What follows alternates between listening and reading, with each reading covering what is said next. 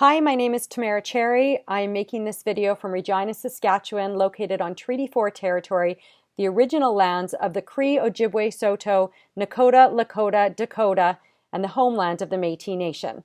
And while I live here now, I spent the bulk of my career as a crime reporter in Toronto. First at the Toronto Star, then the Toronto Sun, and most recently, and for the biggest chunk of time, at CTV News Toronto.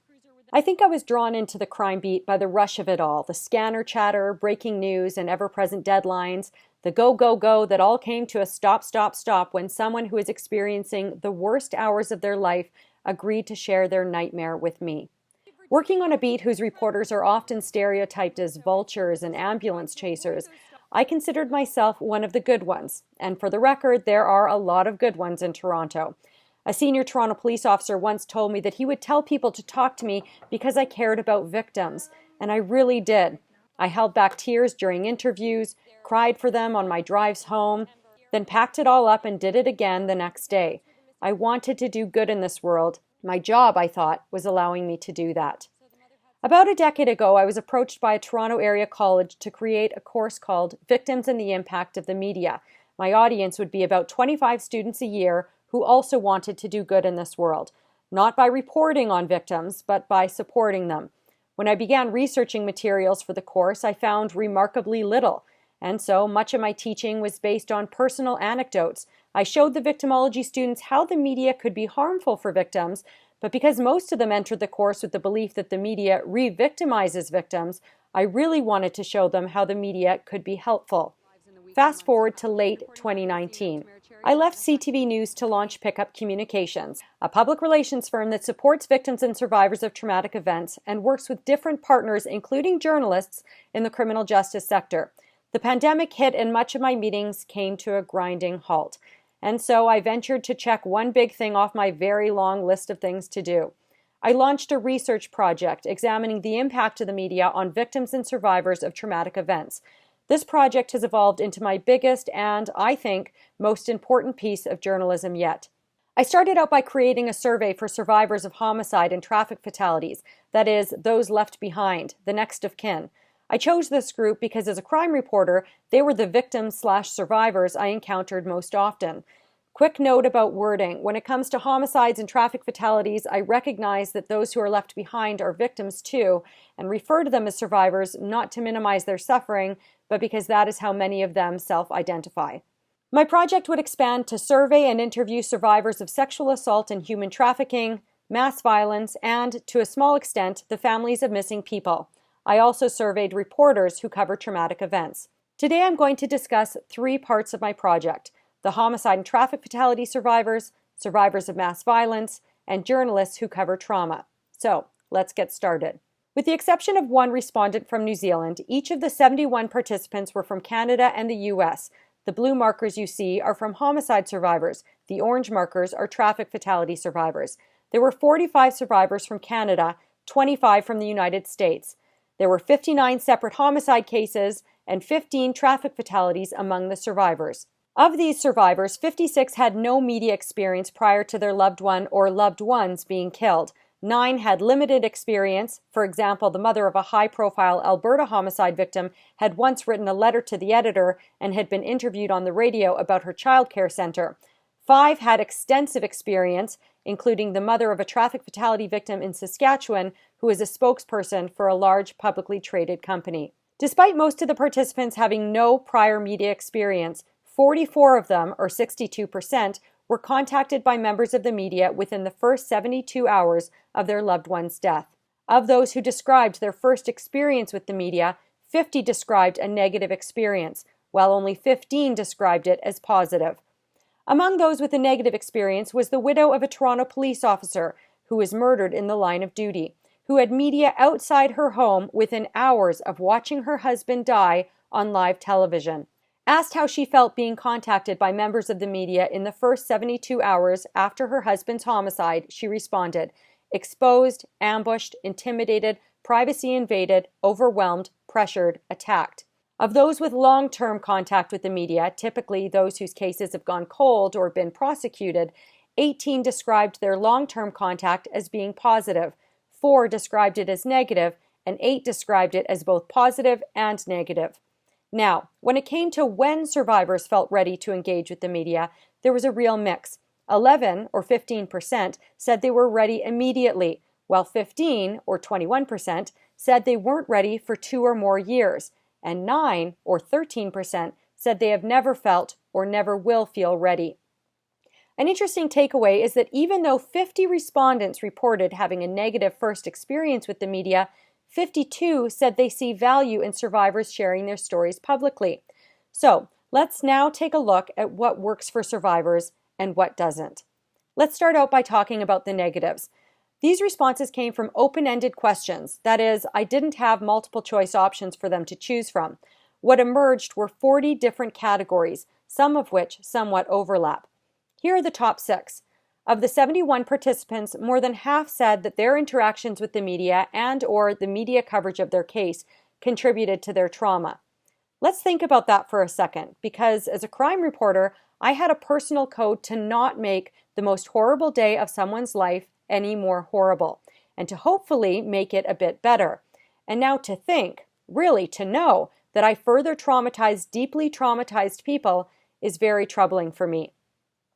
As for the other top negatives, 25 cited misinformation that was reported, 19 pointed to inappropriate images or details, such as images depicting their loved ones in body bags, wreckage from their loved one's traffic fatality, descriptions such as their loved one having been found in a pool of their own blood, or, for a survivor of the 9/11 terror attacks, repeated images of the second plane hitting the South Tower of the World Trade Center where her husband had been working.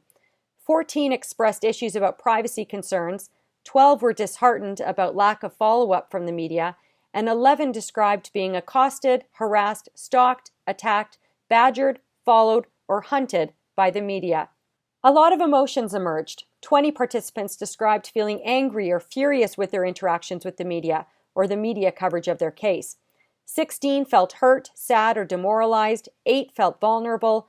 8 felt afraid or fearful, including a woman whose elderly father was killed in his home outside Boston, Massachusetts, and who said, "Having the media camp out and follow us from my dad's house, police station, and funeral home was terrifying, as we never knew who it was, police, killer, or media." Some more negative outcomes. One person described being affected physically. 5 said they were unable to focus on family, funeral arrangements, and other important priorities in the immediate aftermath of their loved one's death.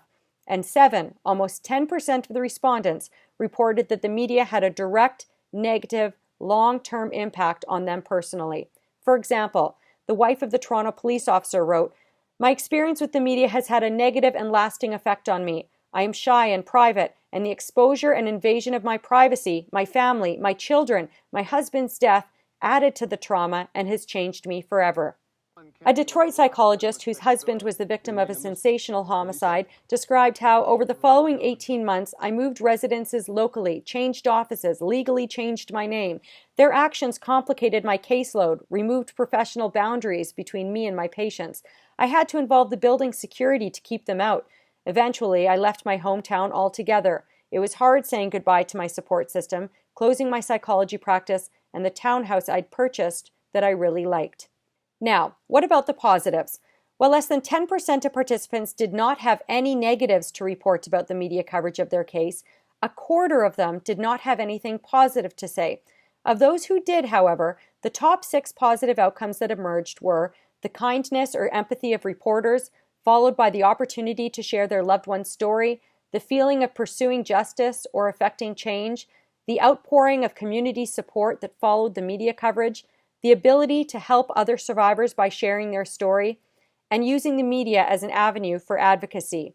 What I took from these numbers and some of the conversations that followed was that in particular in the immediate aftermath of a traumatic event, be kind, show your empathy, give survivors the opportunity to share their loved ones' stories when they're ready. This may be in the first weeks or months, and it may be years down the road when they're taking on more of an advocacy role.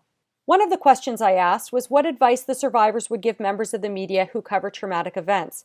25 respondents, or 35%, implored the media to be more sensitive, empathetic, gentle, sympathetic, compassionate, caring, kind, or have a heart. 13 said the media should put themselves in the survivor's shoes. The same number said the media should be more respectful. Here are my key takeaways from the survivors of homicide and traffic fatalities. Many of the negatives could be mitigated by members of the media working with a victim liaison as a go-between to arrange interviews or release statements.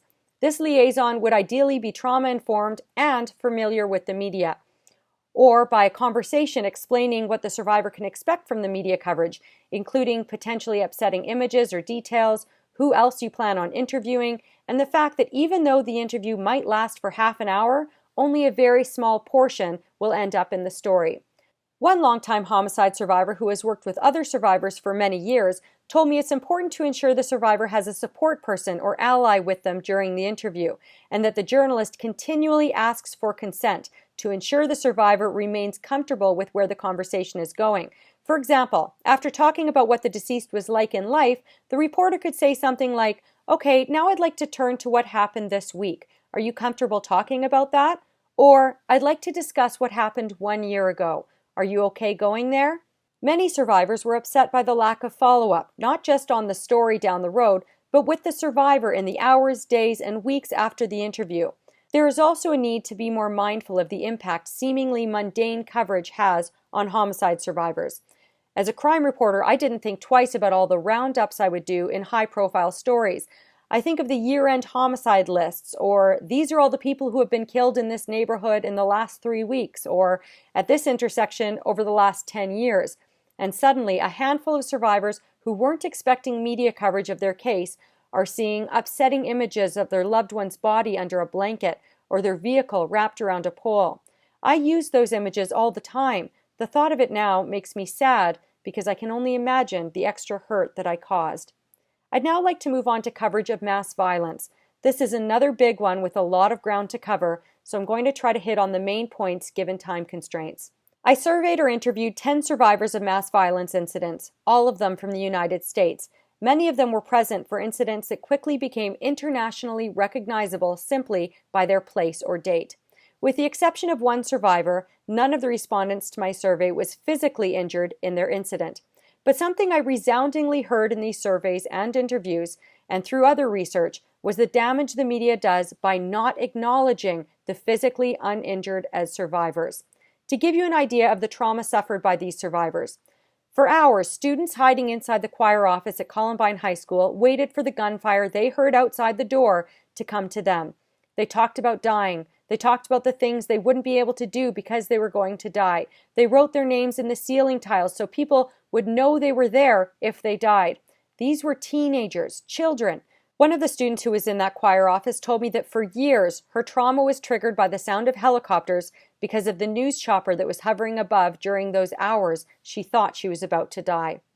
Another woman described the moment she was being escorted from the mass shooting inside her high school, where she had witnessed her friend being murdered. My first encounter with the media was very traumatic. I was being escorted out of the school campus to the parent meeting location. I recall seeing a man holding a camera and pointing it at us. I recall being terrified because I just had a gun pointed at me during the shooting, and this camera looked like he was pointing a gun at us, taking pictures. I felt violated and afraid. There are several points to consider when interviewing survivors of mass violence. First, trauma brain. Trauma affects people's brains differently. Sometimes it affects their ability to remember things accurately. One mass shooting survivor told me that in the days after her school shooting, she told a reporter she saw a tank outside her school. There was no tank. Survivors of mass violence are also at high risk of having their trauma triggered by the media coverage of other mass violence incidents, in particular when it comes to looping cell phone video, depicting the actual shooting, for example, or the moments of hysteria that followed. 9 out of 10 of those who participated in my study reported being triggered by coverage of other incidents.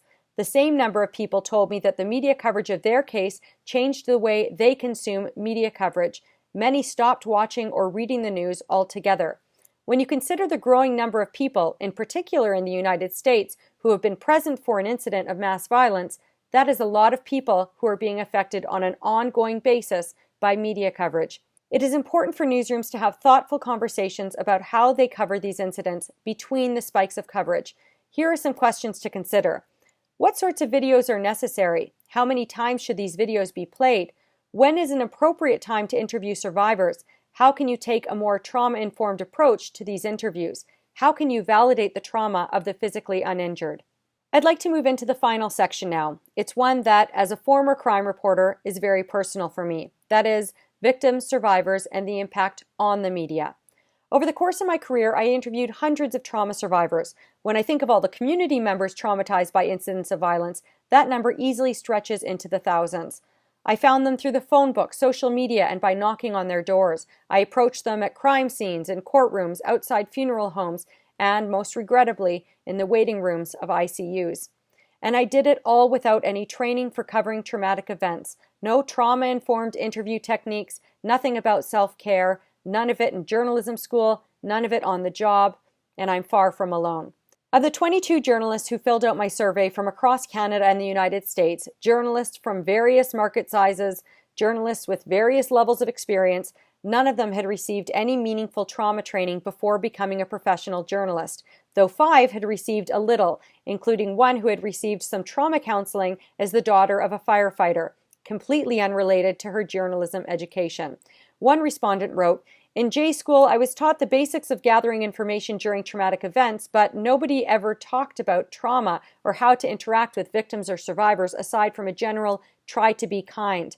Similarly, only 3 of the 22 reported receiving trauma training since becoming a journalist. 15 others said they'd received none. 4 said they'd received very little. This, despite the fact that all of them report on traumatic events at least once a year, 19 of them at least once a month, 17 of them at least once a week, 14 of them at least a couple times a week, 7 of them at least once a day, and 2 of them more than once per day. I'd like to tell you a story about when I was a young journalist, slamming together some copy on the city's latest homicide while working a late shift. The homicide happened in an apartment building, and because I couldn't go to the scene, I was furiously calling through every listed phone number in the building. The victim had been stabbed to death by her son. Her husband had witnessed the murder. I reached someone in the building who offered up the information that I'd likely find the husband at the local pool hall, that he and his wife had been heavy drinkers. Sure enough, moments later, I had the grieving husband who just hours earlier witnessed his wife's murder at the hands of their son on the phone. His words were slurred, and he seemed oblivious to the objections coming from his friend every 30 seconds. His friend who would grab the phone and remind me of what a horrible human being I was for trying to talk to a man in such a state. "I don't remember the last time I felt like such shit," I later wrote in my journal. My supervisors were pleased with the scoop. The story I wrote for the next day's paper didn't mention the slurring words or the objecting friend. It ran on A2. I saved the clipping for future job applications, and from what I can tell, the paper never covered the case again. That story has stuck with me for the last 15 years, not because I was proud or because of the empathy I felt for the man, but because the interview never should have happened. That man never filled out one of my surveys, but I bet if he had, he would have written that he had had a negative experience with the media, and perhaps that the media coverage of his wife's murder upon seeing the story in the next day's paper exacerbated his trauma.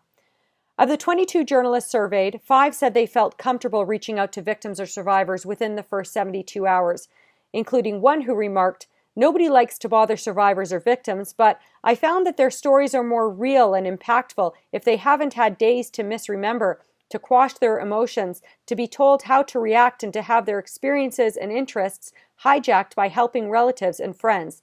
While I might have agreed with this at one point, this was really interesting to read while considering the fact that 17 of the homicide or traffic fatality survivors that I surveyed offered up the fact that they were in a state of shock in the immediate aftermath of their loved one's death, and also when considering that so-called trauma brain and the effect it can have on memory, including in the immediate aftermath.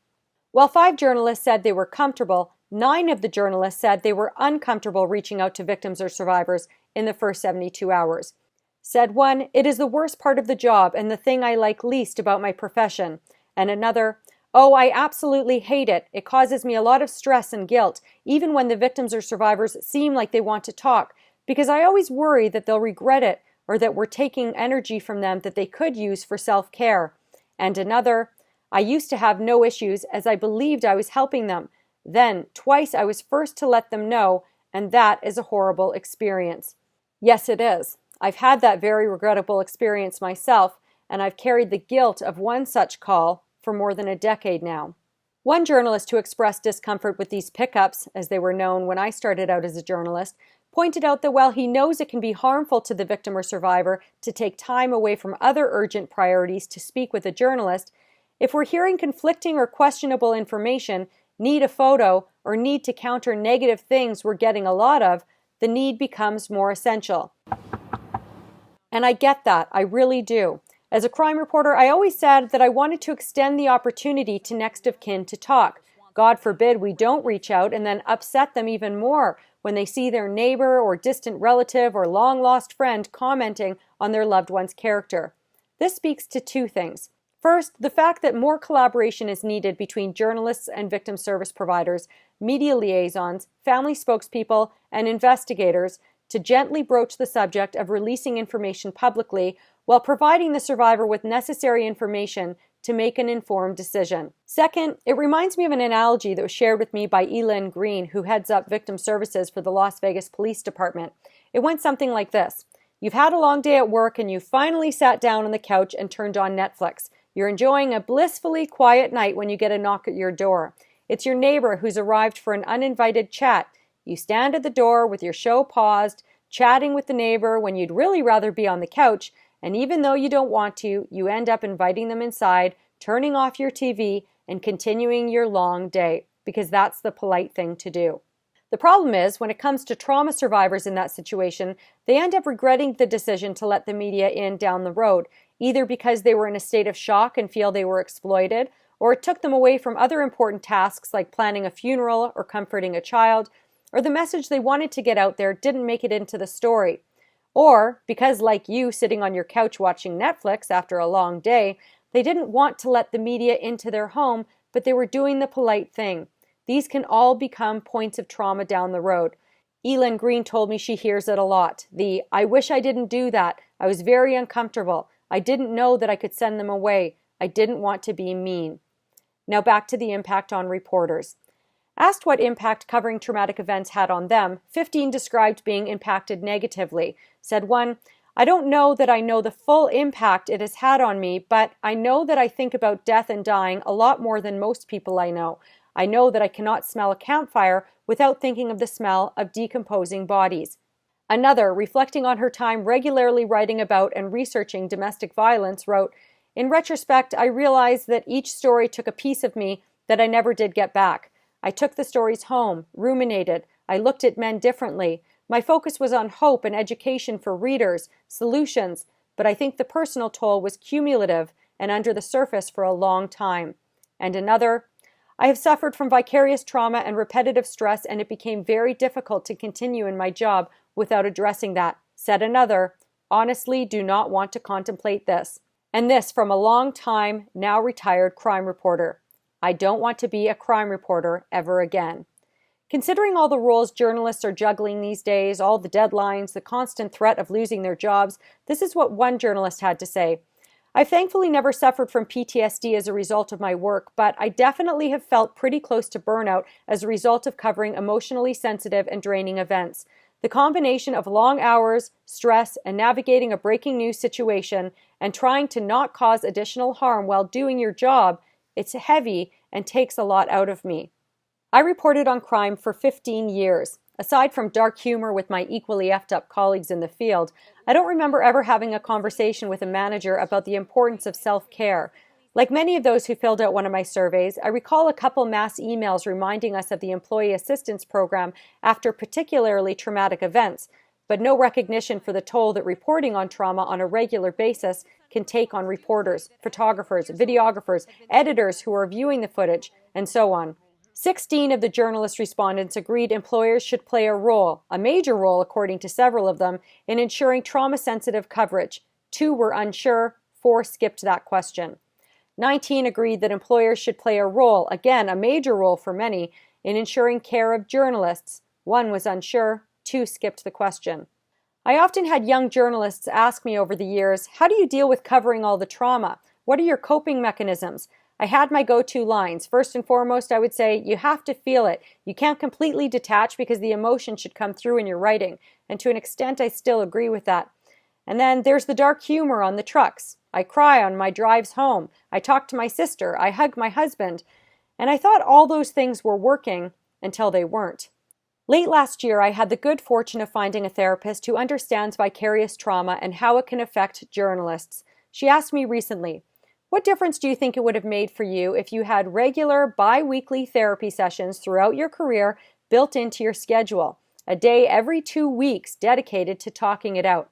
"A big one," I said. "I think I'd be a better mom, a better partner. I probably wouldn't have so many nightmares and acutely invasive thoughts about bad things happening to the people I love." I can't go back to change the things that I did, the things that I saw, the things I heard, or how I handled it all. But I am on a mission to change the way things are done for victims, survivors, and journalists today, and the victims, survivors, and journalists of tomorrow. Thank you for listening. I look forward to answering your questions. And if you'd like to continue this conversation beyond today, or inquire about an extended presentation or training seminar for your newsroom, please reach out. Thank you.